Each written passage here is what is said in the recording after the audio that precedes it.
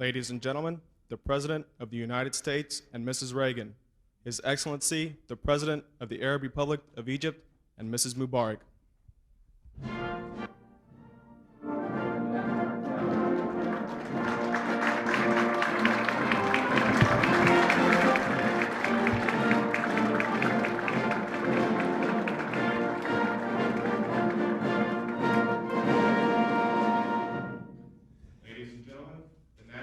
Of the Arab Republic of Egypt and the United States of America.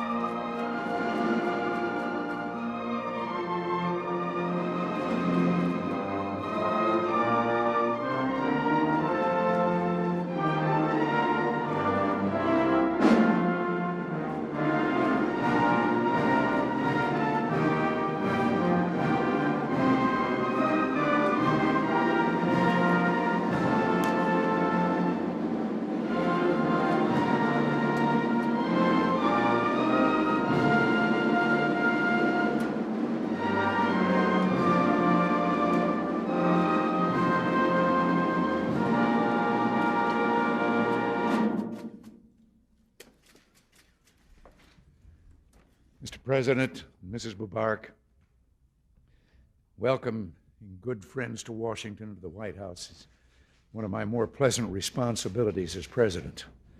I'm especially pleased today to greet once again President Mubarak, a personal friend and a friend of the United States. President Mubarak is the proud leader of a proud land, Egypt, a country with a special fascination for Americans. Egypt, a venerable society rich in culture, a country not unaccustomed to making history. Americans learn from their earliest school days about Egypt's extraordinary place in the history of civilization. And recent history records that our two countries were partners in one of the monumental events of our era, the securing of peace between Egypt and Israel. The first step toward ending the cycle of violence in the Middle East was as arduous, painstaking, and wrought with danger as any that a country ever made. It was a tremendous accomplishment and a tribute to the vision, courage, and sincere desire for peace on both sides. And President Mubarak, we are heartened by the progress that continues under your dynamic and responsible leadership. In the past few months, Arab countries that broke relations with Egypt years ago have resumed diplomatic relations with your country. It's a victory for the cause of peace and a tribute to your steadfastness, as well as a recognition that Egypt is again exerting the leadership role it has traditionally played in Arab councils. We applaud you at this moment when time and events have proven you right. The United States and Egypt continue to work together to broaden the peace that started with that first step 10 years ago. The recent explosion of violence in the West Bank and Gaza and the sad toll it has taken in lives and injuries vividly remind us that much remains to be done. The danger of allowing the Palestinian problem to fester is evident and reinforces the urgency of moving toward negotiations. Hard work, creativity, and a willingness to take practical, not merely rhetorical steps are needed. Mr. President, if peace is to be achieved, if another giant step is to be made, much depends on Egypt and the United States. We are partners in this endeavor, and Egypt's own experience provides it with special insights. I'm looking forward to discussing with you your ideas as well as our own thoughts on how to ensure that hope displaces despair and real progress is made toward peace. Both of our countries also look with distress on the seemingly endless conflict between Iraq and Iran. The latter's aggressive measures to intimidate and destabilize other countries in the Gulf and elsewhere in the Middle East are reprehensible and reason for alarm. Both the United States and Egypt strongly support UN Security Council efforts to end the war, and we share a firm commitment to freedom of navigation in the region and the security of friendly Gulf Arab states. President Mubarak, as your recent trip to the Gulf clearly demonstrates, Egypt has a vital role to play in the pursuit of these goals. And I'm pleased to have this opportunity to discuss how we can work together to achieve them. The scope of our cooperation, of course, goes far beyond the formulation of foreign and diplomatic policy. Egypt and the United States have also made common cause in advancing Egypt's economy and bettering the living standard of her people. America's contributions to agriculture, industry, power generation, and private sector development stand as visible symbols of our broader partnership for progress, a partnership that we expect to benefit both our peoples for many years to come. Mr. President, all Americans are especially delighted that your visit will take you beyond Washington. I hope that in the limited time you have, you will capture a glimpse of America's heart and soul. You will find it in cities and towns across the country, in businesses, in universities, and in our churches. And there you will find a love of freedom and a genuine goodwill to you and the people of Egypt. Your visit, I know, will strengthen the bonds and expand the potential of American and Egyptian friendship. In closing, I'd like to share with you a bit of history. Some may not realize that the U.S.-Egyptian collaboration on security issues goes back over 100 years. Shortly after the American Civil War, General Charles Pomeroy Stone and General William Wing Loring, together with some 50 other officers from the Union and Confederate armies, went to Egypt to work with the Egyptian armed forces. They worked on military training, helped strengthen coastal defenses, and shared their ideas and their experience. General Stone left Egypt in 1878, and his last job after his return to the United States provides a fitting symbol of our enduring relationship. Stone was asked to design and construct the base for a huge statue, designed and constructed by a Frenchman, presented to the United States by the school children of France. Stone went to work with his usual energy. He gave lectures on Egypt to help finance the project and enlisted two of his former colleagues from his days in Egypt to help with drafting the plans and erecting the structure. So, Mr. President, when you look at the Statue of Liberty, you can be proud that those who built its solid base spent nearly a decade in the service of Egypt, building a base as well for our relationship. Today we offer you our warm welcome and celebrate the solid friendship between our countries. President Mubarak, welcome.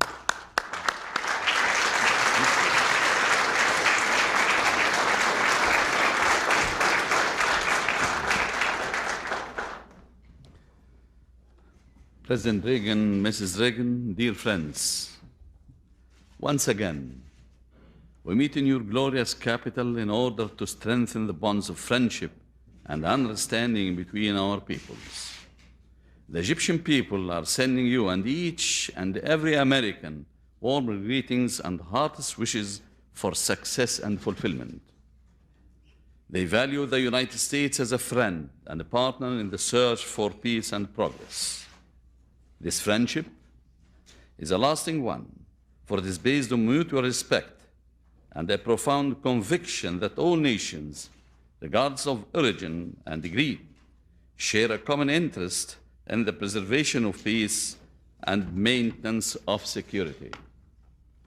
Over the years, the Arab-American friendship has served as a force of stability and progress. Today, it remains a source of hope and promise. We are determined to deepen this friendship and intensify our cooperation for our common good. President Reagan has made a great contribution to the process of strengthening these ties and deepening their roots. He is a man of wisdom and conviction. During the past few years, he has taken many steps for the purpose of enhancing world peace and security. We commend him on his recent achievement and congratulate the American people on the courageous steps that is certain to reduce tension and pave the way for a better future for mankind. People of goodwill should build upon it in the years ahead to maintain insecurity, to eliminate insecurity and stop violence and suffering throughout the world. Sincere and concerned efforts are urgently needed for solving regional conflicts. In this respect, the Middle East is a region that requires special attention and top priority. It is confronted with great challenges and rising dangers. The United States can do much to help all nations of the Middle East to cope with these problems. A few days ago, I met with most of the area's leaders, and it was their consensus that certain steps must be taken urgently and effectively in order to check the continuous deterioration of the situation in different parts of the Middle East. This is needed not only to safeguard the interests of the region's people and save the lives of millions of innocent individuals, but also to protect vital American interests. The future war, which is raging in the Gulf, threatens the safety and the security of all parties. It endangers the freedom of navigation and blocks the flow of strategic materials that are essential in international trade, as well as the prosperity of many nations. It's an illusion to speak restricting the theater of operations. Even if it happens, the fallout from the war would certainly spread throughout the region. Therefore, the only real solution is to end the war immediately and bring the dispute to the negotiating table. The tragic situation in the West Bank and Gaza is another source of alarm and concern. It is evident that the continuation of occupation and oppression would bring loss to and inflict damage on all the parts without exception. It would badly hurt American interests in the Middle East. It deals a devastating blow to our peace efforts at a time when we are looking for a breakthrough. In the course of our discussion today, we shall focus on these issues in full awareness of their importance and ramifications. We shall exchange views candidly and sincerely and examine certain ideas designed to generate a new momentum and initiate movement. We realize that many governments are preoccupied this year with domestic matters and national events. But history does not stop, and it is an absolute must that we continue to move forward to attain our objectives. This is the crux of public responsibility. In the past few weeks, we noticed with satisfaction that the United States, under the leadership of President Reagan, has taken courageous steps in the right direction. This active role must continue for our mutual benefit. The risks involved here cannot be compared with the damage that is certain to result from inaction and stagnation. African problems need greater attention too. The debt problem is crippling growth and development in most parts of our continent. An equitable solution must be reached if we want to save the lives of millions who face the danger of starvation and fatal disease. On the other hand, we cannot accept the continuation of the worsening situation that exists in Southern Africa today. The fundamental rights of our fellow Africans are being violated and their security is being endangered every day. The fight for human rights and the dignity of man is indivisible, and we must maintain our firm commitment to work for a better future for coming generations. I'm looking forward to a stimulating and fruitful discussion with President Reagan and his able associates, and we shall continue to objective exchange of views during the months ahead. We shall always be guided by the spirit of genuine friendship and sincerity, which has dominated our relations consistently. Together, we shall endeavor to serve the cause of peace and revive hope in the midst of despair and frustration. Together, we shall overcome. Thank you, Mr. President.